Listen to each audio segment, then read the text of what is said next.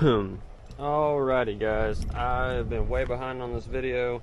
I've tried multiple times. The wind has been terrible, and it seems no matter what I do, I can't get away from it. So the audio quality is probably going to be kind of iffy. I'm using an external mic to try and mitigate it, but that has its own challenges and quality issues. So we're just going to try and make it short and sweet this time. Alright, I'm going to preface this by saying this is a prototype that I'm working with for myself. It all installs the same, but there are going to be a few differences. Your rotor is going to look different, and it's going to have 6 holes instead of 3.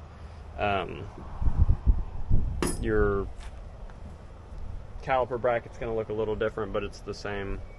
It's all the same. Like I said, this one's a prototype. I was trying to try a few things, but it's going to install the same. So if you think it looks a little different, it might, but it ain't going to be anything to be concerned about. So, all right. I've started with this already disassembled. I'm assuming y'all are able to do that. If not, probably going to struggle. But if you can disassemble it, go ahead and take the wheel off. This is a factory wheel. I've gotten it to work with other wheels that are not factory, but this is a foreshore factory wheel, so I'm going to install it as such. I'm going to start with the brake side of the rotor, so I'm going to go ahead and set the sprocket side aside for a moment, and we're going to start by installing this rotor adapter. You're going to need your 4 spacers and 4 bolts to go along with it, and we're just going to go ahead and throw these all together. There's not necessarily a great way to go about this. I mean, kind of got to finagle them in there. It's probably one of the more annoying parts about putting this together, if I'm being honest. It's not hard, you just got to take your time to get them all in there and started. Another quick thing, whenever you're putting this rotor adapter on, make sure that the countersunk holes are facing up so that they are going to be able to work with the countersunk bolts that go in them. I've had a few people install them backwards, I think just from kind of being quick and not paying attention, but that is an absolute necessity, so make sure you do that. I'm going to cheat real quick, and I'm going to use my drill just to go ahead and get these all the way in. But okay, so this is assembled. I'm going to go ahead and finish putting the wheel together first, and the reason is I like to hold these when I'm putting the nuts on the other side of the wheel. You can put the rotor on now if you want. I think the way that I'm going to do it is a little safer. I've had a few people, whenever they're tightening up the nuts, it'll try and back these out a little bit. It really shouldn't be an issue, but I'm going to do it this way because I think that that is the way you should do it. Don't forget your spacer in here, or you're going to have a ton of other problems.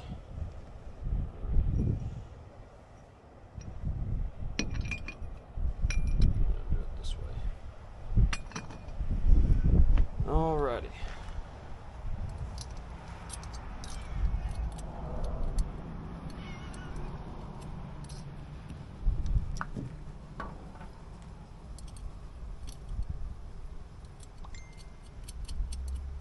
Another thing, just a talking point while I go ahead and put this together. This is a bolt-on kit, but as I've already experienced with the 2 carts that I've purchased as well as others, there is a pretty wide tolerance from cart to cart. So even though it's a bolt-on kit, I can't promise that you won't have to do a little work on your end. Nothing major, but you may need to just, you know, wiggle a few things here or there to make sure that it all goes together smoothly. Alright, and like I said, I like to hold this side while I tighten these nuts down.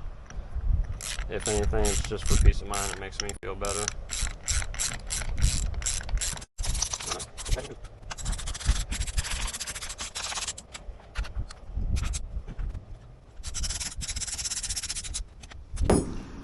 Alright, I'm going to make sure my spacer's still where I can get to it.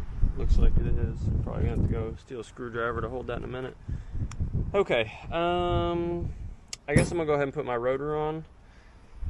It's either that or put air in the tire, but I'm going to go ahead and put my rotor on. So, like I said, your rotor is going to look a little different. Well, actually, it's going to look pretty much the same, but it's going to look a little different. Yours is going to have 6 holes in it, and it's going to have 6 holes on the adapter plate right here, just like this one. like I said, this is the prototype I've been messing with, so it only has 3 holes, but it is going to install just the same.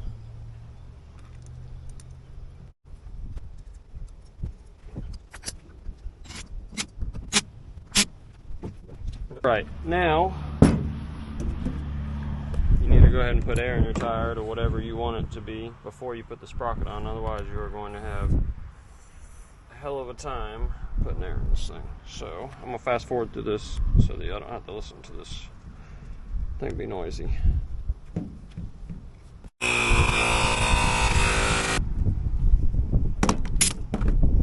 Alrighty, now that that's done, you can go ahead and throw your sprocket back on.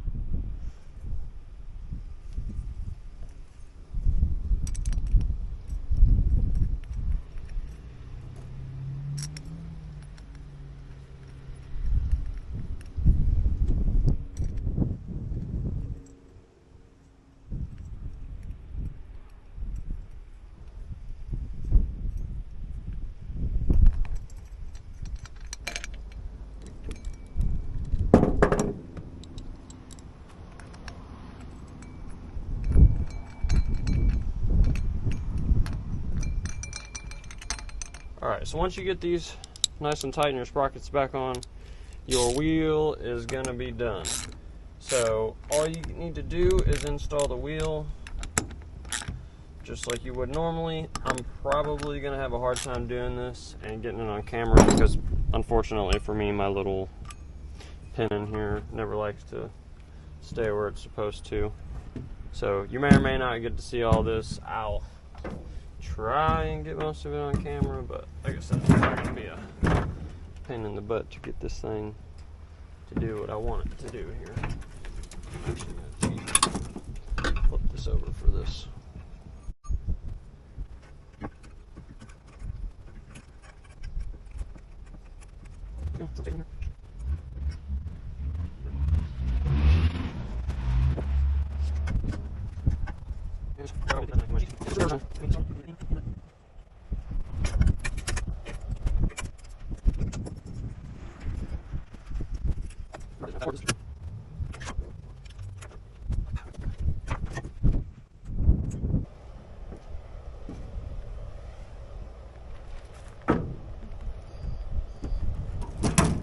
Alrighty, sorry I had to cut that out. I finally got my bolt started in there, but it was kind of a pain in the butt as usual. Alright, so when you get yours, your caliper and bracket, it's all going to come pre-assembled like this. I don't want to take my line all the way off, and I'll show you why whenever I put this together because of how I have it ran. But this is going to be pre-assembled, like I said, already ready to go, and all you got to do is slide it down. Oh, let me not be a liar here. Slide it down. Yours is going to go together easier because yours won't be a prototype. But you just got to mess with it, slide it over the rotor, and slide it over this axle bolt at the same time here. Alrighty.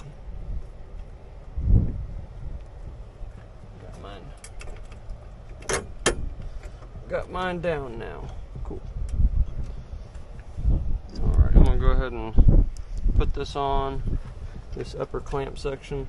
I am not going to tighten this all the way yet. I'm just going to put it on to use it to keep it located.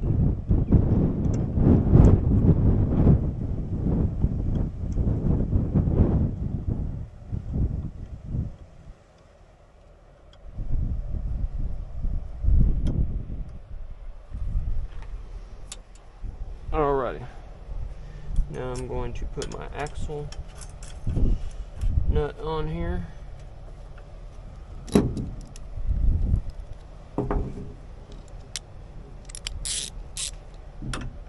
Oh, I'm going to use the right socket.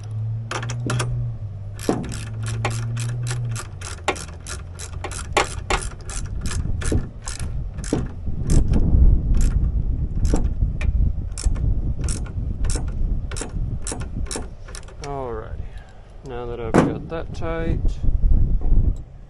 you kind of want to make sure because of the way that the force works whenever you're stopping, you want to kind of make sure that this bolt is kind of biased towards the front of the V here that it goes through.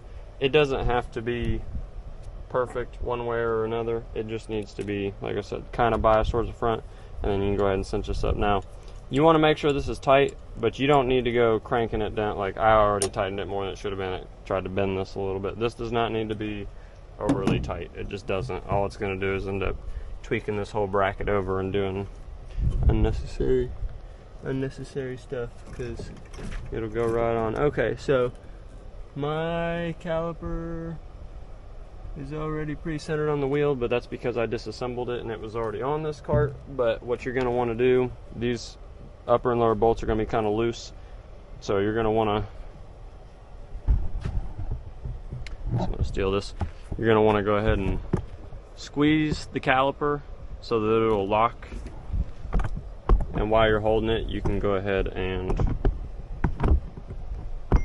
get my camera back where it was. And then once you're squeezing the brake caliper, you can go ahead and tighten these up. It'll get it pretty well centered. You may need to do some adjustments by eye, just looking in there and seeing where it needs to be. But yeah, after that, you are pretty much set. I really don't think there's anything else to it, guys. Oh, I'm lying. Hang on a second. Let me go ahead and I'll pick up when I get this thing on the ground here. Okay, real quick, like I said, I didn't want to take my hose all the way off because I have it ran a certain way. I am going to show you my cushion's going to be kind of in the way. You want to leave this side pretty much unattached. You don't want to zip tie it to the fork or anything like that on this side. It'll be real bad about trying to kink it. On mine, I have mine coming around to this side, and I only use 2 zip ties. I have this upper one, which I intentionally leave loose, so it's got a little bit of wiggle room. And then I've got the second zip tie down here that I have tight to keep it located. Now, I only tighten this second one after I've completely gone through and made sure that I have enough cable to go all 360 degrees. And once I did, I went ahead and cinched down the bottom one, and then I drilled a small hole right here. I guess you'd almost call it a notch, really, to go underneath the seat, and then it just wraps around the back of the seat and then comes up to my handle here.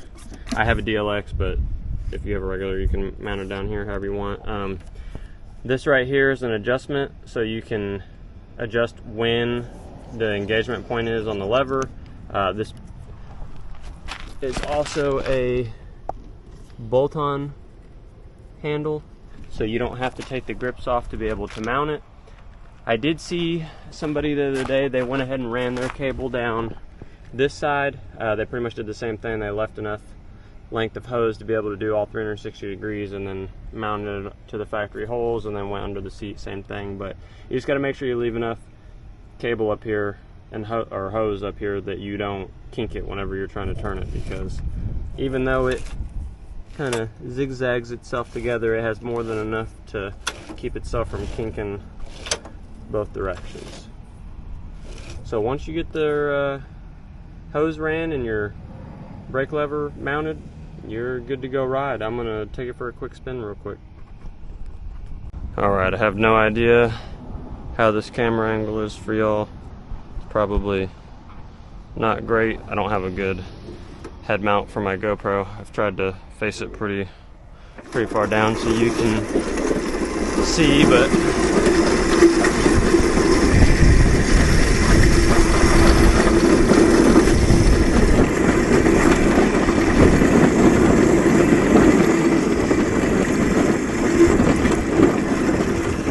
my chain's also extremely noisy, so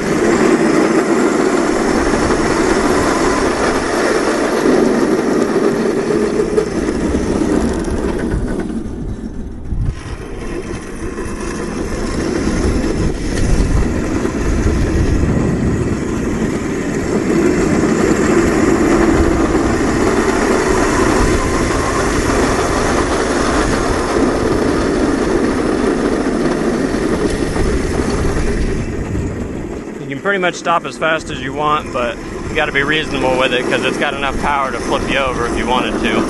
But like I said, you can still go all 360 degrees that you need to.